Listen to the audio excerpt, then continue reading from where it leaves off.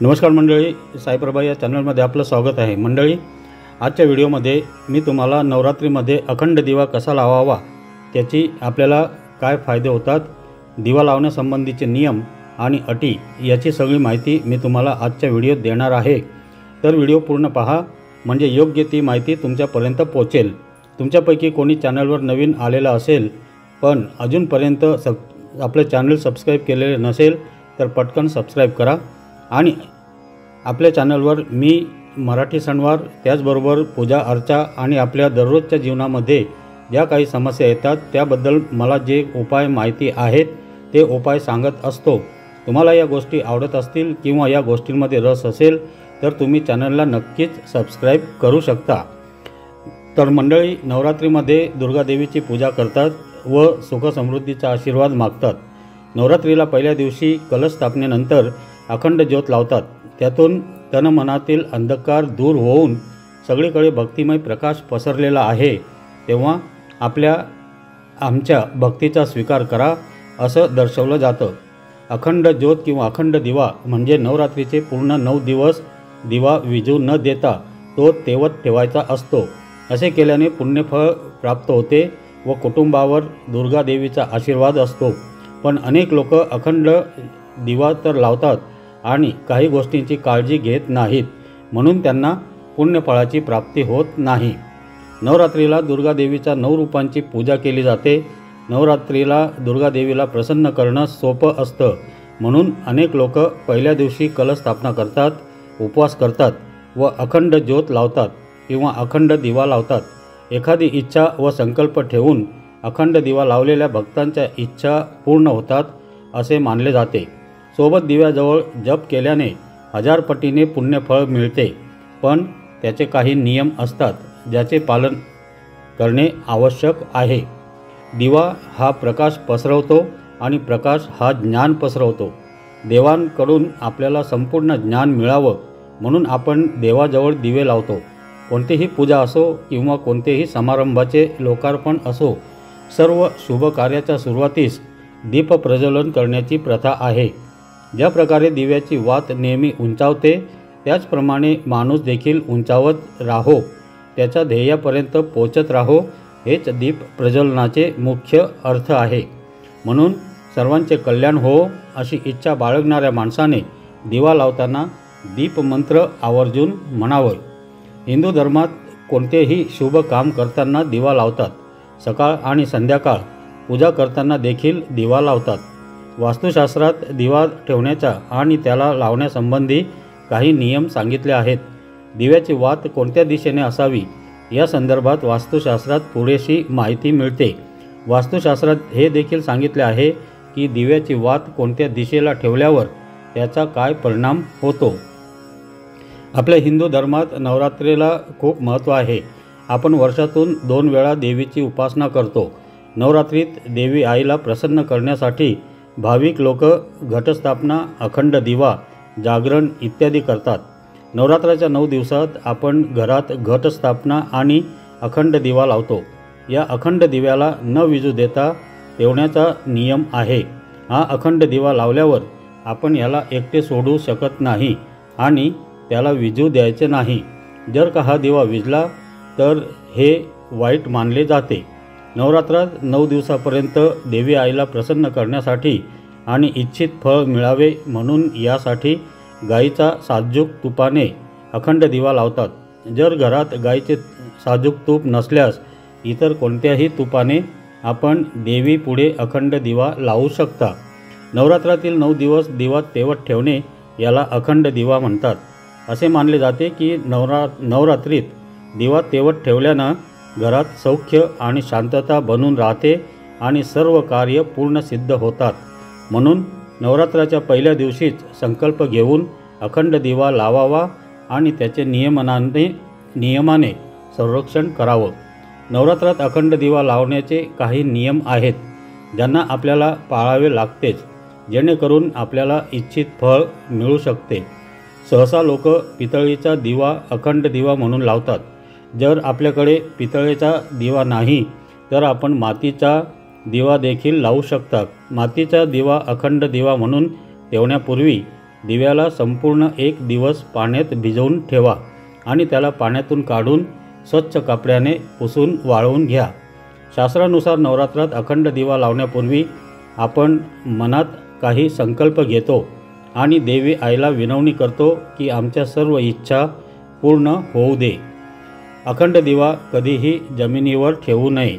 दिवा नेहमी चौरंग किंवा पाटावर ठेवावं, नंतर दिवा लावावा। दुर्गादेवीचा समोर जर आपण जमिनीवर दिवा ठेवत आहात तर त्याच्या खाली आधी अष्टदल कमळ ठेवा। हे अष्टदल कमळ आपण गुलाब किंवा रंगीत तांदळाने देखील काढू शकता। अखंड दिव्याची वात देखील महत्त्वाची आहे। ही वात रक्षासूत्र म्हणजे कलवापासून बनवलेली असते। 1.25 हाताचा मापाचा हा रक्षासूत्र असतो। पूजेत वापरला जाणारा कच्चा कापूस घेऊन वात वळतात आणि ती वात दिव्याच्या मध्यभागी ठेवतात। अखंड दिवा लावण्यासाठी साजूक तुपाचा वापर करावा। जर आपल्याकडे दिवा लावण्यासाठी तूप नसेल तर आपण तिळाच्या तेलाचा दिवा लावू शकता। मोहरीचे तेल शुद्ध असल्यास वापरू शकता। अखंड दिवा देवी आईच्या उजव्या बाजूस ठेवावा, पण जर दिवा तेलाचा असल्यास त्याला डाव्या बाजूस ठेवावा। दिव्याला वारा लागू नये म्हणून त्याच्यावर काचेचे झाकण ठेवावे। संकल्प पूर्ण झाल्यावर कधीही दिव्याला फुंकर मारून विझवू नये। दिवा स्वतःच शांत होऊ द्या। ईशान्य कोण म्हणजे उत्तर पूर्व दिशा याला देवी देवतांचे स्थान मानतात, म्हणून अखंड दिवा पूर्व दक्षिण दिशा म्हणजे आग्नेय कोणात ठेवणं शुभ असतं। लक्षात ठेवा की पूजेच्या वेळी दिव्याचं तोंड पूर्वेकडे किंवा उत्तरेकडे असावं। अखंड दिवा ठेवण्यापूर्वी हात जोडून श्री गणेश, देवी दुर्गा आणि भगवान शंकराची पूजा करावी। दिवा लावताना मनातल्या मनात आपल्या इच्छेबद्दल विचार करा आणि देवी आईला विनवणी करा की पूजेच्या सांगतासह माझ्या सर्व इच्छा पूर्ण व्हाव्यात। अखंड दिवा लावताना हे मंत्र जरूर म्हणावेत। मंत्र असे आहेत: ओम जयंती मंगला काली भद्रकाली कृपालिनी दुर्गा क्षमा शिवा धात्री स्वाहा स्वधा नमोस्तुते। परत ऐका, ओम जयंती मंगला काली भद्रकाली कृपालिनी दुर्गा क्षमा शिवा धात्री स्वाहा स्वधा नमोस्तुते। किंवा दीपज्योती परब्रह्म दीपज्योती जनार्दनः दीपोहरतीमं पापं संध्या दीपं नमोस्तुते। दीपज्योती परब्रह्म दीपो ज्योतिर्जनार्दनन् दीपोहरतु मे पापं संध्या दीपं नमोस्तुते। किंवा शुभम करोतु कल्याणम आरोग्यम सुखदम संपदा दुष्टबुद्धी विनाशाय च दीपज्योती नमोस्तुते। किंवा शुभम करोति कल्याणम आरोग्यम धनसंपदा शत्रुबुद्धी विनाशाय दीपकाय नमोस्तुते। कोणत्याही शुभ काम करण्याच्या पूर्वी दिवा लावताना या मंत्रांचे जप केल्याने त्वरित यश प्राप्ती होते। अखंड दिवा लावण्याचे शुभ नियम असे आहेत: अखंड दिवा लावण्यापूर्वी मनात एक संकल्प करा व तो पूर्ण करण्यासाठी देवीकडून आशीर्वाद मागा। अखंड ज्योतीला आसनावर किंवा लाल कपडा टाकून मग त्यावर ठेवावे। जर जमिनीवर ठेवत असाल तर त्याखाली अष्टदल काढा व त्यावर ठेवा। अखंड ज्योत किंवा अखंड दिवा रक्षासूत्राने केली जाते। 1.25 हाताचा रक्षासूत्र दिव्याच्या मधोमध ठेवावा। अखंड ज्योतीसाठी शुद्ध देशी तुपाचा वापर करा। तूप नसेल तर मोहरी किंवा तिळाच्या तेलाचा वापर केला जातो। अखंड दिवा किंवा अखंड ज्योत आपण ज्याला म्हणतो देवीच्या डाव्या बाजूला ठेवावी व जर मोहरीचे तेल असलेला दिवा असेल तर उजव्या बाजूला ठेवावा। अखंड ज्योत लावण्यापूर्वी दुर्गा माता, गणपती, भगवान शिव यांचे ध्यान करावे। नंतर ओम जयंती मंगला काली भद्रकाली कृपालिनी दुर्गा क्षमा शिवा धात्री स्वाहा स्वधा नमोस्तुते या मंत्राचा जप अवश्य करावा। त्यानंतर अखंड दिवा लावावा। 9 दिवसांनी दिवा विझवू नये, आपणहून तो दिवा विझू द्यावा। नवरात्रात अखंड दिव्याची वात पूर्व दिशेला किंवा उत्तर दिशेला ठेवावी, म्हणजे घरात सुख, संपत्ती आणि आरोग्य प्राप्त होऊन भरभराट होते। अखंड दिव्याची उष्णता दिव्यापासून सुमारे 4 बोटं जाणवली पाहिजे। असा दिवा भाग्याचं सूचक असतो।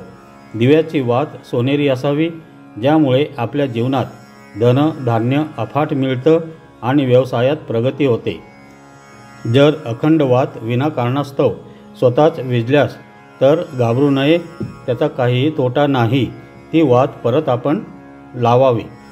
दिव्यात पुन्हा पुन्हा वात बदलू नये। दिव्याने दिवा लावणं देखील अशुभ मानले जाते। नवरात्रात मातीचा अखंड दिवा लावल्यानं आर्थिक भरभराट येते आणि आपली सर्वत्र दिशांमध्ये कीर्ती वाढते। नवरात्रात दिवा लावल्याने घरात आणि कुटुंबात सौख्य, शांती आणि पितृशांती मिळते। नवरात्रात तुपाचा आणि मोहरीच्या तेलाचा अखंड दिवा लावल्याने सर्व शुभ कार्य सिद्ध होतात। नवरात्रात विद्यार्थ्यांना यश प्राप्तीसाठी तुपाचा दिवा किंवा तेलाचा दिवा जरूर लावावा। जर आपल्याला काही वास्तुदोष असल्यास त्याला दूर करण्यासाठी वास्तुदोषाच्या ठिकाणी म्हणजे घरात तिळाच्या तेलाचा दिवा लावावा। शनी महाराजांच्या दुष्प्रभावापासून सुटका मिळविण्यासाठी नवरात्रात तिळाच्या तेलाचा अखंड दिवा लावावा। हा अखंड दिवा शुभ मानला जातो। अखंड दिवा लावल्यावर त्या दिव्याला एकटं सोडू नये, त्याची निगा राखण्यासाठी कोणीतरी असलं पाहिजे। नवरात्रीत अखंड दिवा लावल्याने कुटुंबात सुख समृद्धी येते आणि कुटुंबातील सदस्यांची प्रगती होते। ज्योतीच्या प्रकाशाने सगळ्या समस्या नष्ट होतात। तसंच देवीच्या आशीर्वादाने आपले सर्व चांगले होऊन देवीचा आशीर्वाद लागतो। त्यामुळे जीवन देखील प्रकाशमान होतं आणि घरात सकारात्मक ऊर्जेचा वास असतो। तर मंडळी, आजच्या व्हिडिओत मी तुम्हाला अखंड दिवा कसा लावावा, कोणता दिवा लावल्याने किंवा दिव्याची वात कोणत्या दिशेला ठेवल्याने काय फायदे होतात, काय तोटे होतात, तर अशी सगळी माहिती दिली। तरी माहिती तुम्हाला नक्कीच उपयोगी येईल। व्हिडिओ आवडला असेल तर कमेंट करून सांगा आणि लवकरच नवरात्री येते तर हा व्हिडिओ जास्तीत जास्त शेअर करा। परत भेटूया अशाच एका नवीन व्हिडिओमध्ये। तोपर्यंत सर्वांनी काळजी घ्या। सर्वांना नवरात्रीच्या खूप खूप साऱ्या शुभेच्छा। असेच छान छान व्हिडिओ बघण्यासाठी आजच आपल्या साईप्रभा चॅनलला सबस्क्राईब करा। धन्यवाद।